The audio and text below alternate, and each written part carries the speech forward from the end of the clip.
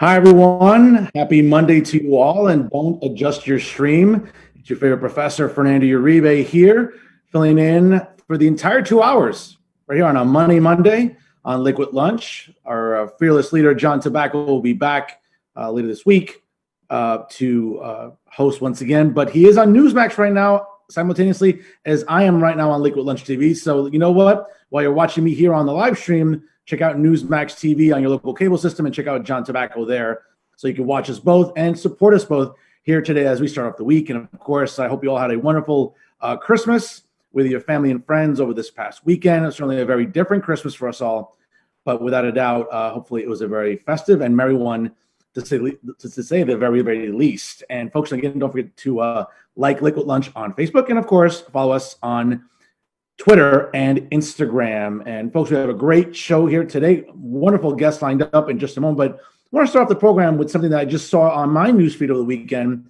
and it just made me laugh for all the liberals and progressives who are lecturing me over this election season about, well, should Joe Biden win, America will be changed for the better. He'll cure this disease. He'll write this executive order and alleviate this and fix that.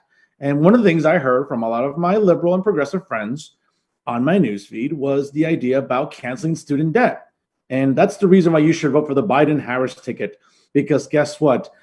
All student debt will be forgiven and you can go on living your lives without that sort of debt hanging over your head. And as we all know, well, at least those of us who are intelligent and well-read like yours truly, knew that it was a complete farce. And it was substantiated over the weekend when on Forbes magazine, and it's an article that really just promises that progressive Democrats and even some consumer advocates were putting pressure on him during the election season to convince Joe Biden about enacting sweeping student loan forgiveness. Now, we spoke candidly to the Washington Post over the weekend and other media outlets saying about the challenges he will face in January and the limitations of executive power, which was kind of funny because during the entire election season, if you remember, Joe Biden felt that, hey, he's going to cure all the ills of the Trump presidency via executive order. And guess what?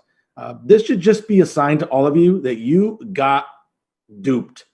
Okay? Joe Biden will not be forgiving $50,000 in debt.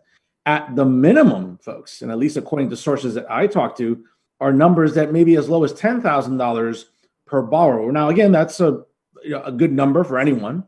Don't get me wrong. I think $10,000 is $10,000, and that's great for a lot of borrowers. But for all of the progressives and, once again, all the social justice clowns and the woke fools and all the liberals on our social media platforms, they're saying, yes, we get Democrats in the White House, and this is what will happen. We'll eliminate racism. And by the way, Black Lives Matter on their Twitter page last week announced that it's been 35 days and counting since they've been asking for a meeting with the Biden-Harris team. And what a surprise. Joe Biden and Kamala Harris have yet to meet with Black Lives Matter, the organization, to hear their grievances, of course, because they were so dedicated in getting the vote out for Joe Biden. And of course, and the goal was to get Donald Trump out of office. Well, it seems like they did succeed at that, but guess what? Like many others on the left, BLM and all that crowd are going to be left hanging. And of course, those looking to have a student loan forgiveness will also be left hanging. So, hey, you know what? The joke's on you. I called it. Everyone thinks I'm crazy. Well, guess what? The crazy ones are you guys for believing all this nonsense from the left.